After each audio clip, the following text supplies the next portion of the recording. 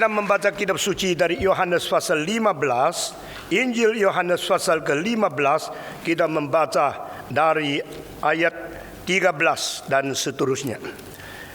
Yohanes pasal 15, kita membaca dari ayat yang ke-13 dan seterusnya. Tidak ada kasih yang lebih besar daripada kasih seorang yang memberikan nyawanya untuk sahabat-sahabatnya. Kamu adalah sahabatku jikalau kamu berbuat apa yang kuperintahkan kepadamu. Aku tidak menyebut kamu lagi hamba, sebab hamba tidak tahu apa yang diperbuat oleh tuannya.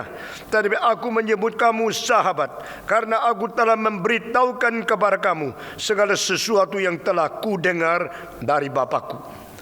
Bukan kamu yang memilih aku, tetapi aku yang memilih kamu, dan aku telah menetapkan kamu supaya kamu pergi dan menghasilkan buah, dan buahmu itu tetap, supaya apa yang kamu minta kepada Bapa dalam namaku diberikannya kepadamu. Inilah perintahku kepadamu, kasihilah seorang akan yang lain. Yesus berkata di dalam bagian yang penting ini dengan satu sebutan yang baru. I do not call you anymore my servant, but I call you my friend. Saudara-saudara, what is the difference between servants and friends? Friends are so intimate.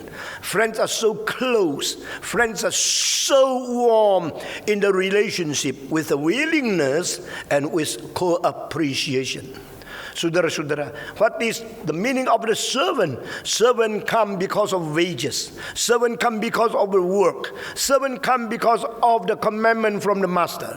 Saudara-saudara, bedanya menjadi budak, menjadi hamba dengan yang menjadi teman itu sama sekali kualitasnya tidak sama. Tuhan Yesus berkata di sini untuk pertama kali, aku tidak lagi menyebut engkau adalah hambaku, tapi aku menyebut engkau adalah kawanku. Kita paling berani mengatakan pendeta Stephen Tong hamba Tuhan. Jarang kita mengatakan pendeta ini lain sama pendeta lain. Dia sahabat Tuhan, dia kawannya Tuhan, dia konconya Tuhan, dia teman baik daripada Tuhan. Kita tidak berani mengatakan kalimat itu. Siapa kita? Hak apa kita berani menyebut saya adalah sahabat? I'm the friend of God. Tapi di dalam Alkitab pernah menulis Abraham adalah sahabat Tuhan. Itu satu-satunya kali. Enoch tidak pernah mendengar kalimat itu di atas diri dia. Juga Yesaya, Elias, Daud. Tidak ada satu orang lain yang disebut dalam kitab suci dia adalah sahabat daripada Tuhan. Dia ada kawan daripada Tuhan. Pada waktu Tuhan mau menjadikan seorang yang dicipta, yang remeh, hina, najis, berdosa, yang kecil, dianggap menjadi teman Tuhan. Saudara-saudara, berapa besar hak istimewa yang diberikan kepada orang itu. How are we given the privilege to be called a friend of God? Abraham mengapa menjadi teman Tuhan? Karena Tuhan tidak mewahyukan isi hatinya yang sedalam-dalamnya kepada orang lain, tetapi kepada Abraham. Yang disebut teman, itu orang boleh mendengar suara hati sedalam-dalam, serahasia-rahasia daripada rencana kita. Kita tidak akan buka mulut untuk musuh, membicarakan tentang rencana kita kepada dia. Itu orang yang tidak perlu, tidak pernah boleh, tidak layak mendengar segala rahasia hati kita. Tapi kita juga tidak akan menyimpan rahasia kepada kawan yang paling akrab. Kalau engkau berkawan dengan seorang yang begitu akrab, akrab sampai segala sesuatu di dalam isi hatimu, semua kalimat dikatakan kepada dia. Because he is the only one you trust. Dia yang kau percaya, yang kau sandar, yang kau betul-betul rasa perlu dia menjadi kawanmu, yang bersama-sama sebagai seperjuang denganmu. Itulah teman. Teman bukan budak, budak bukan teman, kawan bukan hamba, hamba bukan kawan. Hamba hubungan dengan kita hanya soal gaji. Hamba, hubungan dengan kita adalah soal profesi, pekerjaan. Hamba datang kepada kita karena dia perlu sesuatu dari kita. Lalu dia bekerja menjual tenaganya kepada kita. Setelah dia menjual tenaganya, kita membayar dengan uang sesuai, silakan pulang. Nothing to do. No relationship at all. No intimacy. Tidak ada keadaan intim. Tidak ada relasi apapun. Karena ia hanya hamba. Saudara-saudara, Tuhan Yesus pernah berkata di dalam pasal 10, pekerja-pekerja di ladang dari kerajaan Tuhan juga ada dua macam. Semacam disebut gembala, semacam disebut orang gajian. Saya paling takut hamba-hamba Tuhan yang berjiwa gajian. Saya harap semua orang melayani dia adalah orang yang berjiwa gembala, mencintai domba, membimbing yang tersesat, menghibur yang susah, mengobati yang sakit, membawa pulang orang yang sudah kesasar. Saudara-saudara, if you are a pastor, you will take care of my sheep. Tuhan berkata di Yeskiel, ada orang yang memukul-mukul, meluka-lukai domba-domba Tuhan. Tapi Tuhan berkata, yang hilang aku cari, yang sakit aku balut, yang susah aku hibur, karena aku adalah gembalamu. Daud berkata di Mazmur 23, The Lord is my shepherd. Tuhan itu gembalaku, I shall not want. Saya tidak akan kekurangan apapun. Karena dia memberi supply, dia memberikan kecukupan kepadaku. Pada waktu saya tersesat, dengan tongkat, dengan tiangnya, dia membawa saya kembali. Saudara-saudara, with his rod, he bring me back. Tongkat dan tiang itu sebenarnya ada dua macam barang. Sesuatu yang bersifat panjang sekali dan atasnya tekungnya bundar. Dan satu lagi adalah yang pendek, tapi kepalanya itu besar dan berduri-duri seperti durian, seperti bintang. Dua macam ini di dalam tangan Tuhan, kanan dan kiri. Dua macam ini menjadi satu tugas seorang gembala bagaimana menghadapi akan dombanya.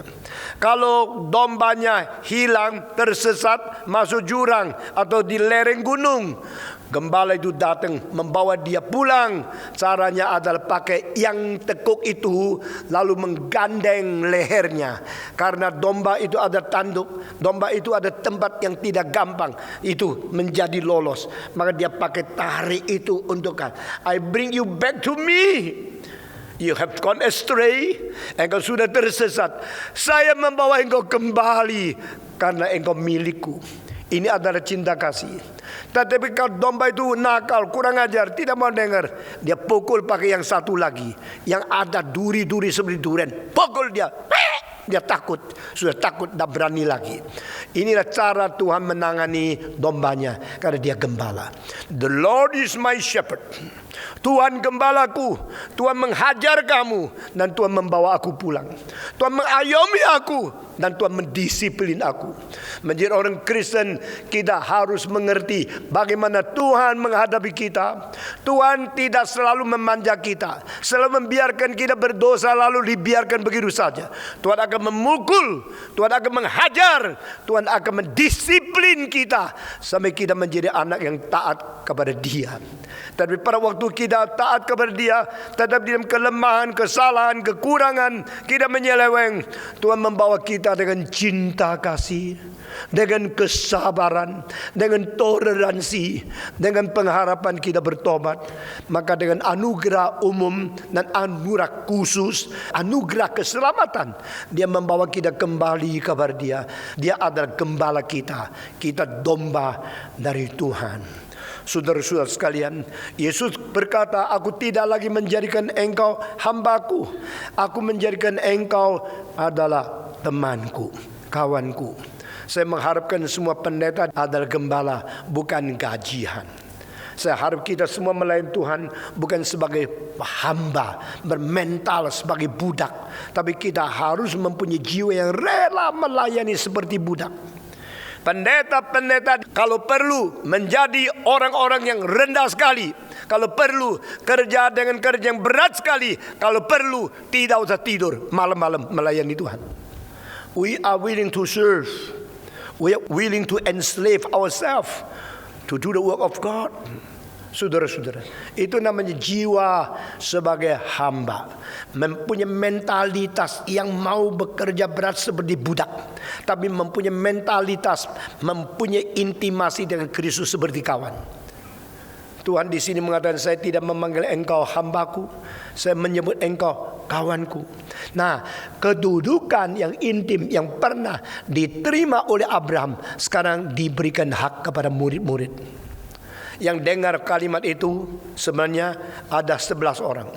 Yudas sudah pergi.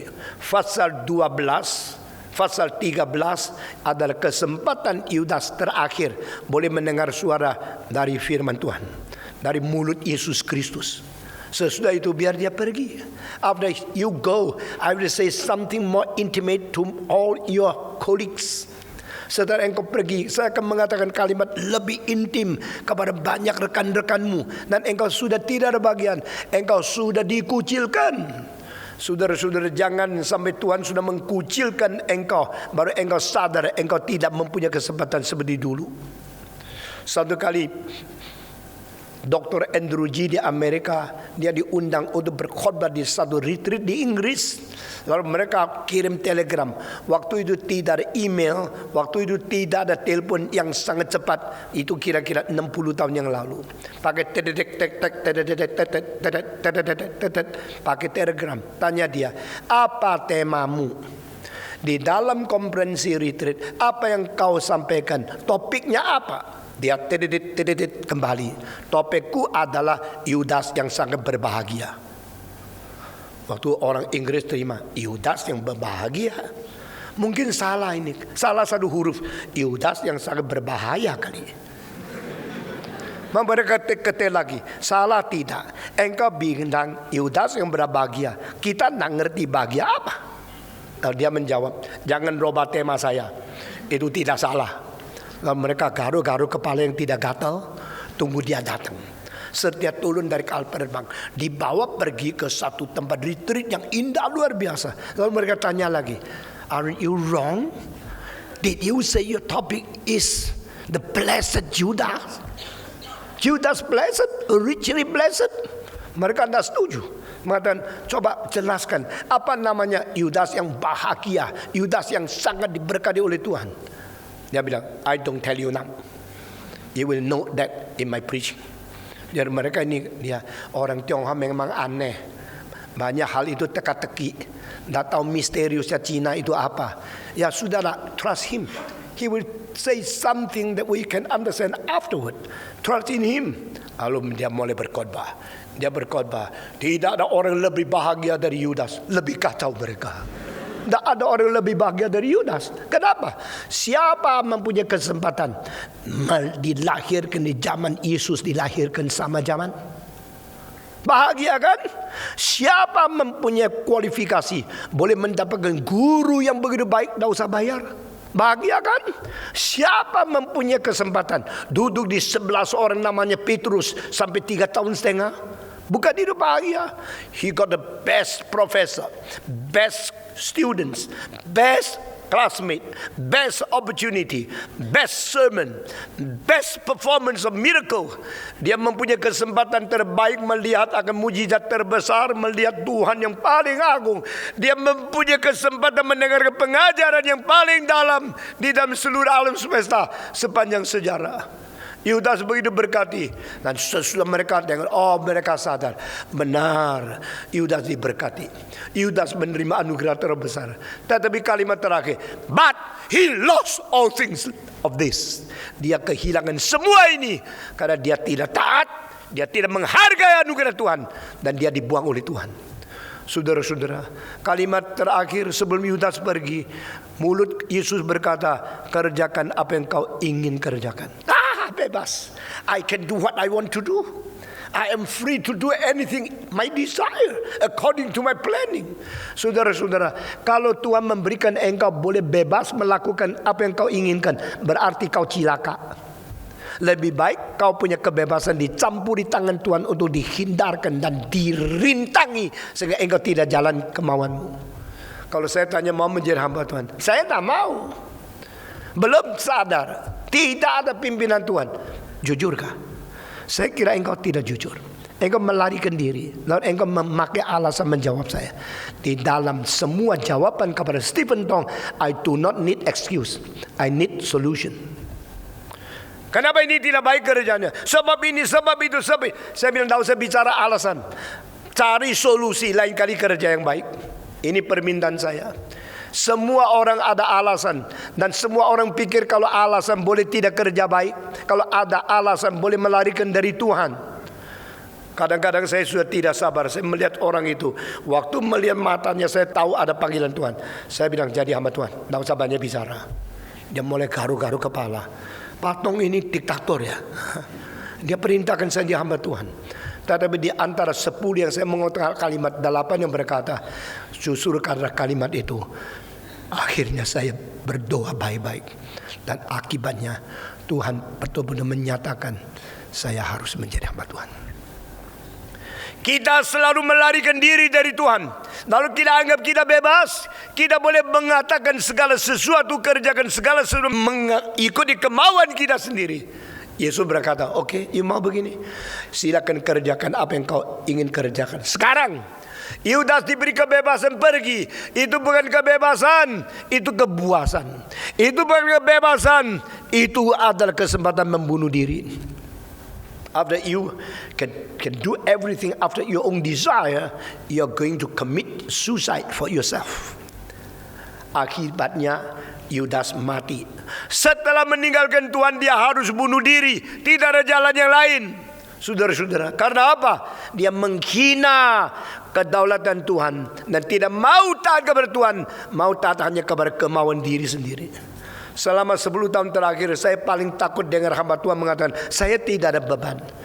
Engkau pergi ke tempat ini, engkau lakukan ini. Oh, itu bukan beban saya. Jadi saya tanya, bebanmu apa? Beban saya adalah ini, adalah itu. Saya tanya, itu beban? Itu bukan your beban, itu you punya interest. Do not tell me what you interest and change the name that is your burden. Saudara-saudara, saya tidak berbeban. Saya tidak mau kerja itu. Beban justru bukan apa yang kau suka. Beban justru adalah apa yang kau paling tidak suka.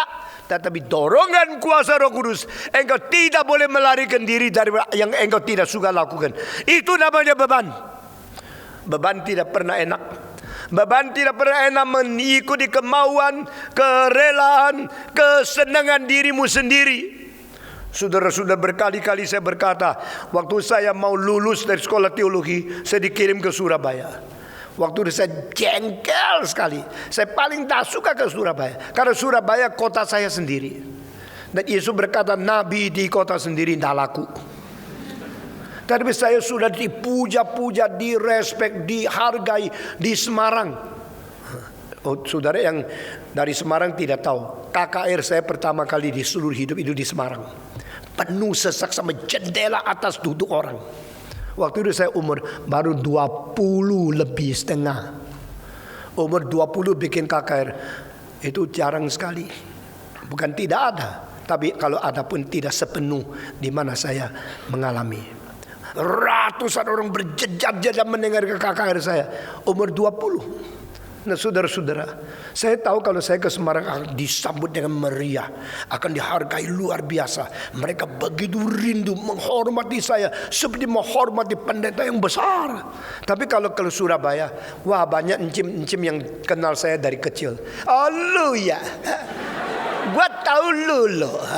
Waktu kecil berkelahi saya ikut membikin beres. Buat apa saya ke Surabaya?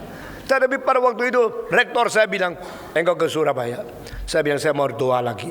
Berapa lama? 2 bulan lagi. Saya doa 2 bulan. Sudah 2 bulan.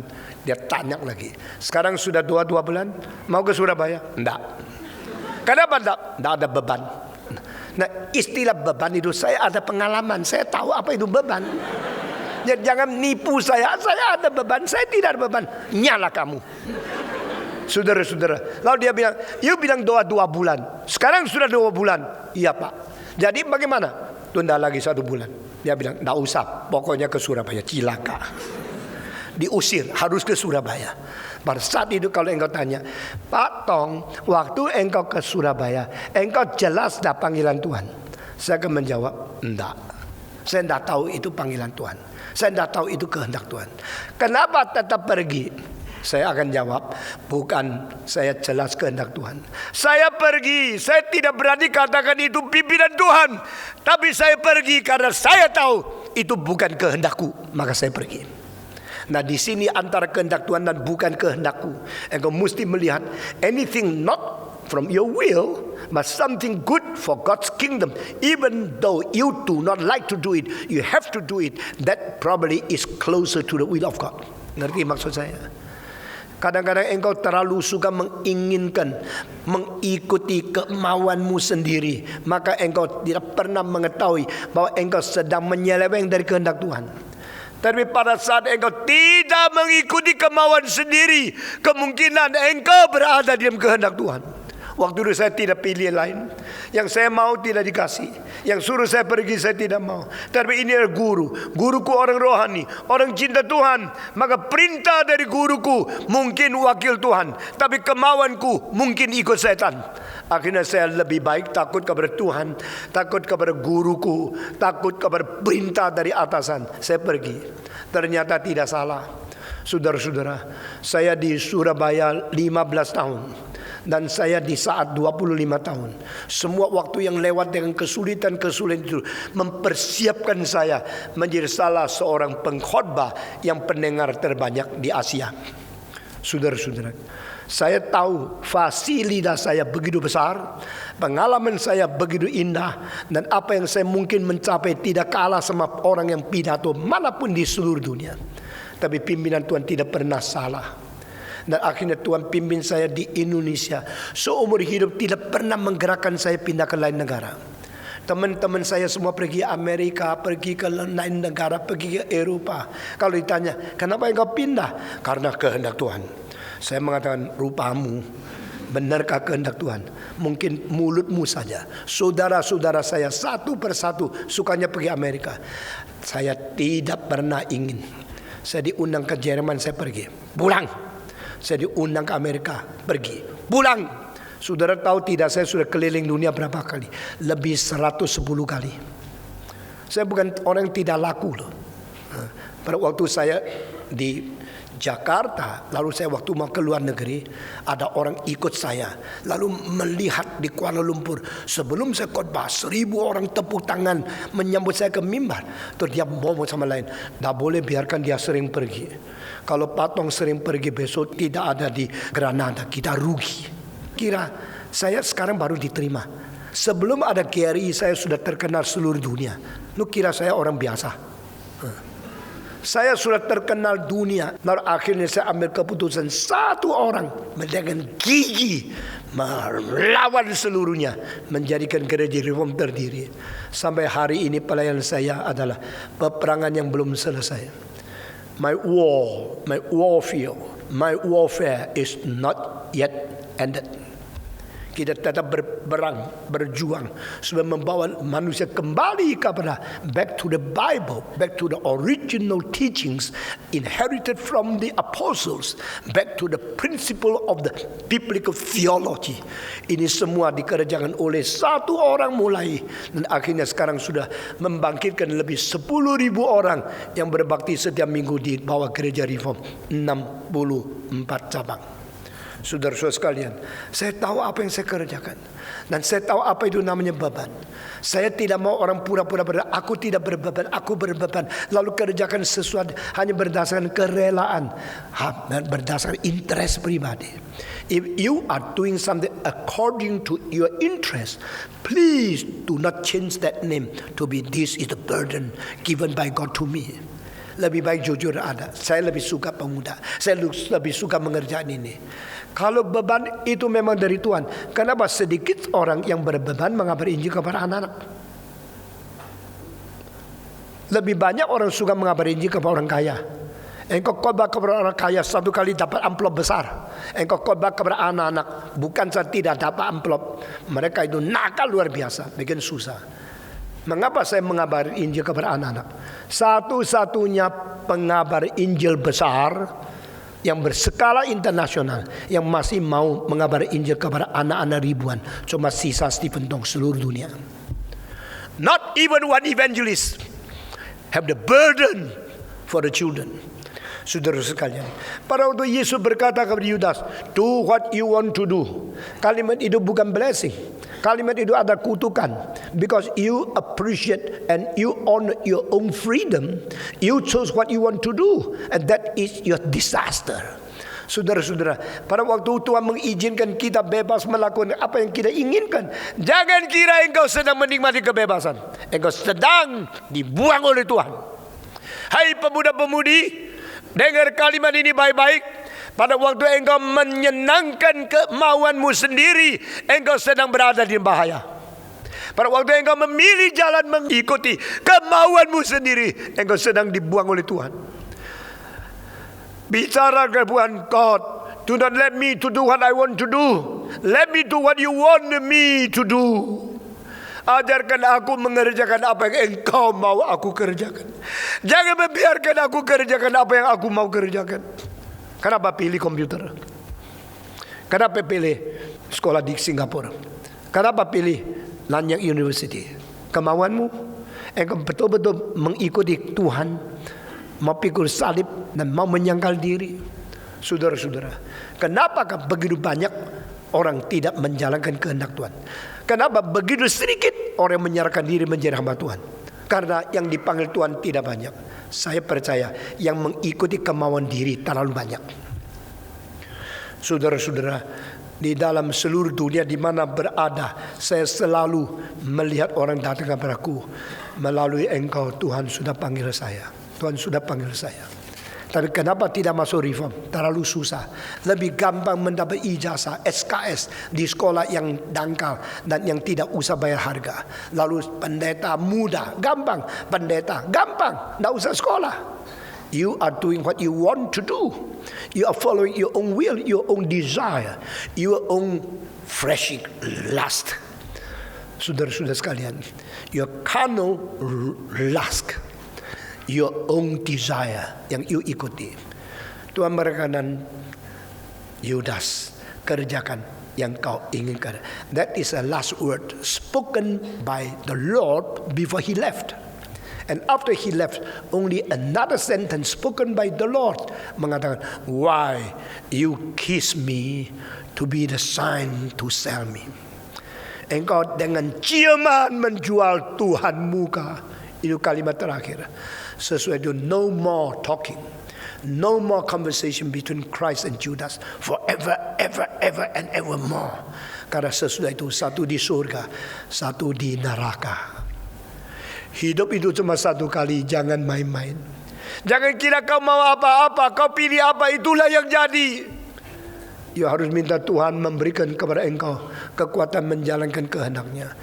Dan setelah Yudas pergi, baru kalimat ini muncul. I do not call you my servant, I call you my friend. Puji Tuhan. Orang-orang yang rusak sudah pergi, baru Tuhan berkata kepada orang segelintir 11 orang, I do not call you my servant, I call you my friend. I will talk so intimately, so profoundly from my will, my planning to you.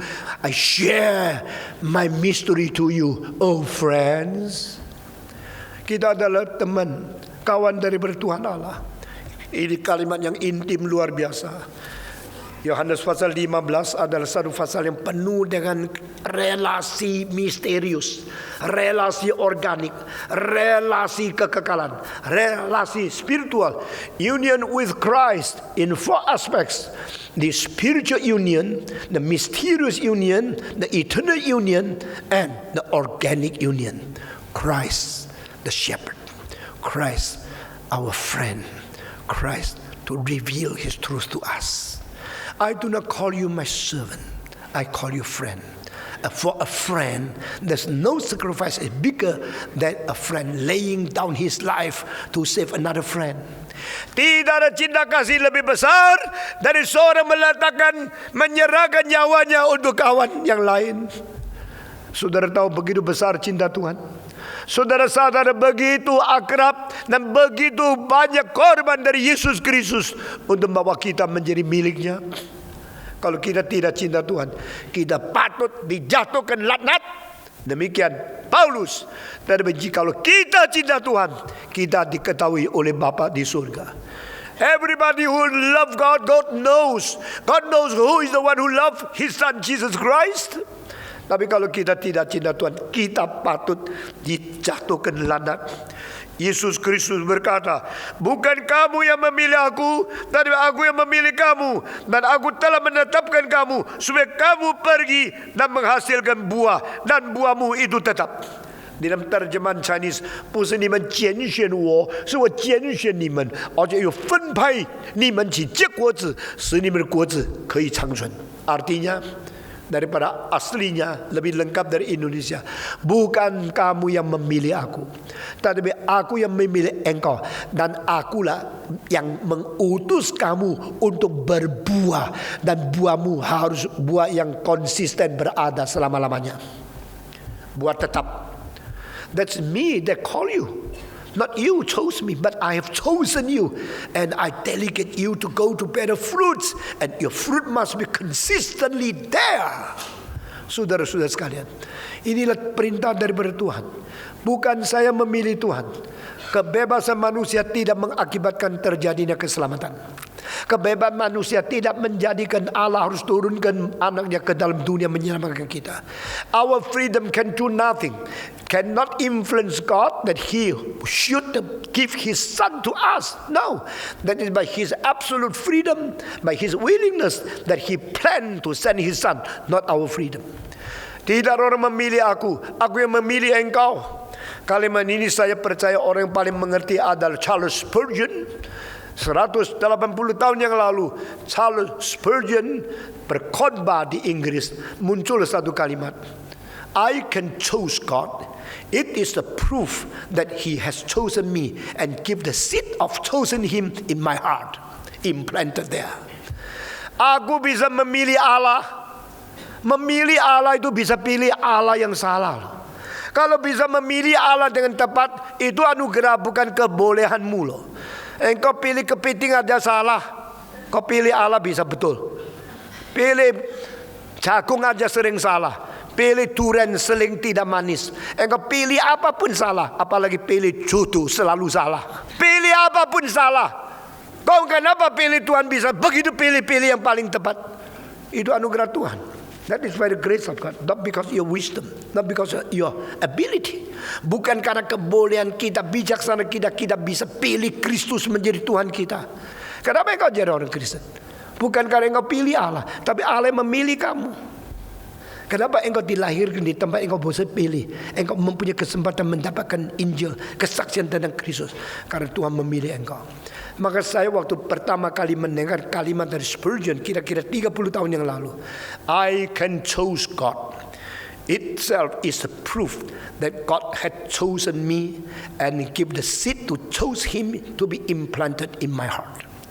Saya bisa memilih Tuhan. Ini sudah adalah satu bukti, karena Dia telah memilih aku dan memberikan benih untuk memilih Dia di dalam hatiku, ditanam di dalam jiwaku. Ini buktinya. So when you chose God, it is not a result of your freedom you use from your initiative. Bukan inisiatifmu engkau memilih Tuhan. Engkau memilih Tuhan adalah akibat Tuhan memilih dan memberikan tanaman benih ke dalam hatimu, baru engkau bisa pilih. Begitu banyak hal yang indah dalam hidup kita bukan berinisiatif dari kita. Begitu hal yang baik, yang berrohani daripada hidup kita adalah akibat Tuhan telah menganugerahi kepada kita, sehingga kita secara pasif. Saudara-saudara, kalau engkau cinta seseorang, engkau kira karena saya cinta dia, saya pilih dia. Bukan karena cantiknya bikin engkau tidak mungkin tidak pilih dia. Jadi itu adalah kamu menjadi pasif, bukan kamu menjadi aktif. Saudara-saudara, cinta yang aktif itu sangat ajaib. Saya tidak mau jelaskan banyak lah. Tapi cinta aktif dari manusia selalu salah. Kita mencintai Tuhan karena Tuhan mencintai kita terlebih dahulu. Ini kalimat Alkitab. We love because God loved us first. Amin. Because He loved us first. No, He has chosen us first, even before the foundation of the world. Di dalam pengertian kedaulatan Allah, Paulus bagi 3 tahap. Tahap pertama, waktu dia pergi ke Damaskus, dijatuhkan terpelanting. Lalu dia tanya, who are you, Lord? Lord, who are you? Lord is Lord. If you call him Lord and say, who are you, Lord? It means you do not understand who is Lord. Ridiculous. You're a theological professor. You teach others about God. But when you meet God, you do not know who is God. And you say he is God, but he will say who is God. Are you crazy? Inilah fatalnya seluruh teologi. Inilah status smash kepada theological academic world. God is merely a discussion topic. God is merely something to be studied in your classroom. Kierkegaard said, no, God is not an object, is not a subject of discuss in classroom. God is an object of your worship. You should kneel before him. You should tremble and say, you are my God, I worship you. Begitu kita mengenal Tuhan, kita mengetahui tentang Tuhan, bukan kita yang berinisiatif. Karena dia yang telah memberikan benih itu untuk kita mau datang kepada dia. Kita pilih, dia cinta kita terlebih dahulu. Sehingga akhirnya kita boleh mencintai dia dengan cinta yang diberikan kepada kita di hati kita. We are given the seed of love to love God. We are given the seed of choice to choose God. And because he chose us first, that is the reason we can choose him. When you initiatively say, I am free to choose God, you should know your choice is a reaction simply because he first gave you the seed to choose him. Yesus berkata, bukan engkau memilih aku, bukan engkau mencari aku, bukan engkau merindukan aku, tapi seluruhnya terbalik adalah aku memilih engkau, aku yang mencari engkau, aku yang berinisiatif menyelamatkan engkau. Karena anak manusia datang adalah untuk mencari dan menyelamatkan yang sesat. Anak manusia adalah datang mencari orang sesat, bukan kami yang mencari aku. Saudara-saudara, semua orang kira secara fenomena agama itu mencari Tuhan. Agama kalau mencari Tuhan dengan sungguh-sungguh, menurut prinsip Alkitab, if you truly seeking after me, you will surely and finally find me. Kalau engkau sungguh-sungguh mencari aku, engkau pasti akhirnya menemukan aku. Saudara-saudara, no one claim he is God, but only God. The only God said, I am God. Besides me, there is no God. If you're truly seeking after God in your religion, what you're seeking and finally you get something who is not God. Menurut prinsip Alkitab, if you truly seeking after me, you will seek me, you will see me, you find me. If with all your heart is truly seek me, you will surely ever find me.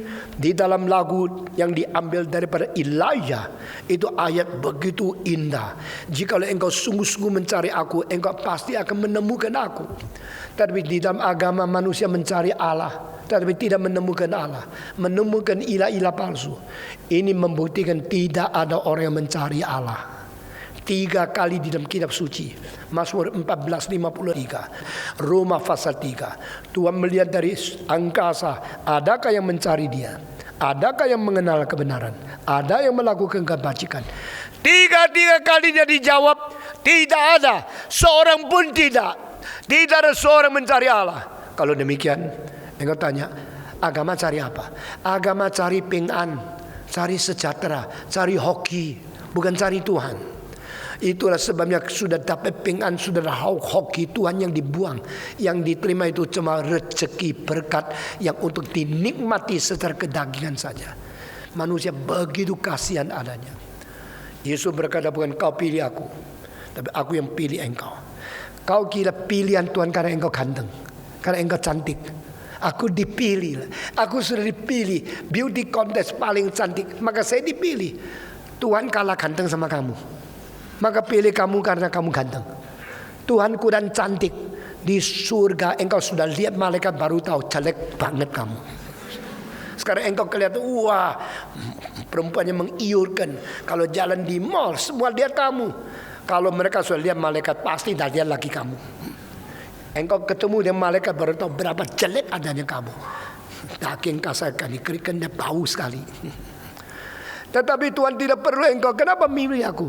God chose me because He needs me? No. Because I'm beautiful? No. Because I'm handsome? No. Because I'm able? No. Because I'm intelligent? No. Everything you have is from God. Semua yang kita miliki dari Tuhan. Mengapa Tuhan mesti pilih kita? Tuhan pilih kita untuk kita berbuah.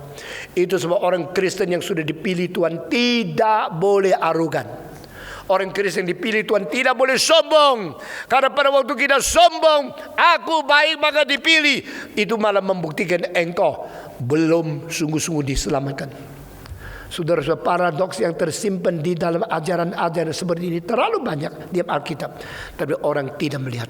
Khususnya orang-orang pengertian kitab suci begitu dangkal, dan mereka memberikan sesuatu penyelewengan, memanipulasi firman Tuhan, twisting of the Bible. Dan mereka mendapatkan banyak orang yang bodoh ikut mereka untuk melawan kehendak Tuhan. Itu namanya pertumbuhan gereja. Itu palsu. Itu bukan sungguh-sungguh. Itu sebab pada hari terakhir Tuhan akan membedakan jerami daripada gandum, supaya dipisahkan. Sekarang belum, biar campur semua di orang Kristen, sebab dia lebih sukses. Saudara sekalian, aku mengutus engkau untuk berbuah. Saya mau tanya, orang Kristen sudah berbuah tidak? Engkau sudah mengabari Injil tidak? Engkau sudah bersusah payah melahirkan anak rohani tidak? Paulus berkata, aku mengalami kesusahan untuk melahirkan engkau. Sebagai seorang wanita yang sudah disetubui, akhirnya sudah dibuahi, dia melahirkan anak sebelumnya. Dia menanggung 9 bulan lebih menjadi seorang ibu yang harus hamil dengan susah payah. Dan waktu melahirkan anak dengan susah, sakit sekali, engkau melahirkan bayi di dalam keadaan begitu sengsara, begitu susah. Kenapa dia tahan? Karena cinta kasih dan kesukaan di dalam hubungan seks membuat mereka ingin, mereka mau, mereka rela, mereka lupa kesusahan menjadi ayah. Ini cara atur dari Tuhan Allah. Tapi setelah mereka melihat anak itu keluar dari tubuhnya, mempunyai mata, mempunyai hidung, mempunyai mulut, mempunyai muka, mungil, kecil, begitu lucu. Langsung dia lihat anak itu lahir dan hidup dengan baik-baik. Dia lupa 9 bulan berapa sakitnya pinggang, berapa beratnya mengandung, berapa susahnya jalan. All forgotten because a new life is here.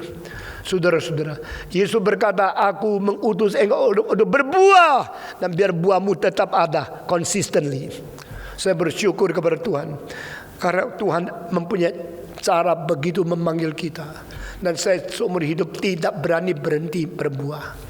Saya terus mengabari Injil. Saya terus berusaha untuk mendapatkan banyak buah, untuk memuliakan nama Tuhanku. Karena Tuhan berkata, aku memilih aku memilih kamu, dan aku mengutus kamu untuk berbuah, supaya buahmu tetap ada. Consistently there.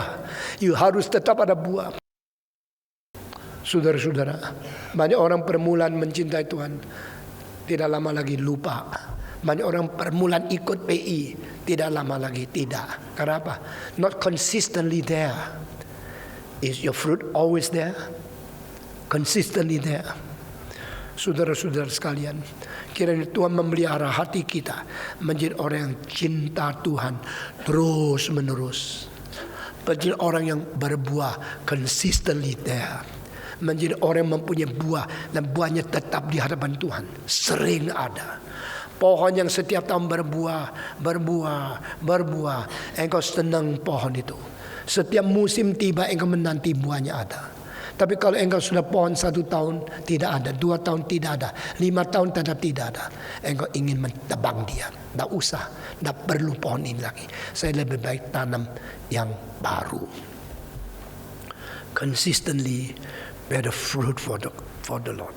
Yesus berkata, aku memilih engkau dan mengutus engkau untuk berbuah, supaya kamu pergi menghasilkan buah, dan buahmu itu tetap, supaya apa yang kamu minta kepada Bapa dalam namaku diberinya kepadamu.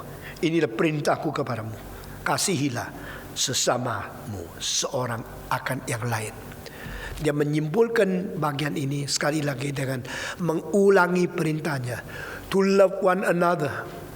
If you love one another, you are obeying my commandment, and you are my friend. You are doing my will, and I will be with you forever. If you love me, you will practice what I command to you. Jikalau engkau mengasihi aku, maka engkau harus menjalankan perintah yang kuberikan. Apa perintahku? Mengasihi yang lain. Saudara-saudara, kapankah kita mengasihi yang lain? Kita mengasihi yang lain pada saat dia sangat tidak patut dikasihi. At that time you need to love him. Kita selalu mengasihi seorang karena elok sekali, bagus sekali, maka cocok untuk saya mengasihi. Itu bukan mengasihi, itu menikmati. Saudara-saudara, mengasihi adalah yang tidak layak, yang tidak bagus, yang jelek, yang bersalah, yang benci kamu. Engkau tetap mengasihi dia, itu baru mengasihi. To love one another, you need the time when he is not beloved. He doesn't show his belovedness. At that time you still love him. That is loving one another. Mengasihi orang pada waktu saat dia tidak patut, dia tidak ada hal yang bisa dikasihi, engkau tetap mengasihi. Baru itu namanya mengasihi dengan sesungguhnya. Sekarang saya khotbah sampai di sini. Mari kita berdoa. Bapa di dalam surga, kami berterima kasih. Firman Tuhan adalah firman yang hidup dan yang menghidupkan manusia. Firman sangat sulit, tapi pada waktu kami sungguh-sungguh melaksanakan, kami mendapatkan kekuatan, dorongan dan gerakan Roh Kudus sehingga kami sanggup menjalankan firman Tuhan. Kami berterima kasih engkau tidak menyebut kami sebagai budak atau hambamu. Engkau memperlakukan kami sebagai kawan. Dengan intim engkau memberikan pengertian kepada kami tentang segala rencanamu yang kau bagi-bagikan kepada kami. Kami bersyukur cintamu yang ajaib membawa kami kembali kepadamu. Dan kami bersyukur ingatan Tuhan membawa kami mengerti bukan kami yang memilih Tuhan. Tetapi Tuhan yang memilih kami dan telah mengutus kami menjadi orang berbuat tetap di hadapan Tuhan untuk selama-lamanya. Pada waktu suara manusia berhenti ya Tuhan, kiranya suaramu terus mengetuk pintu dan memimpin hari depan kami. Berkati kami masing-masing. Dalam nama Yesus Kristus, penebus dan juru selamat kami yang hidup, kami sudah berdoa. Amin.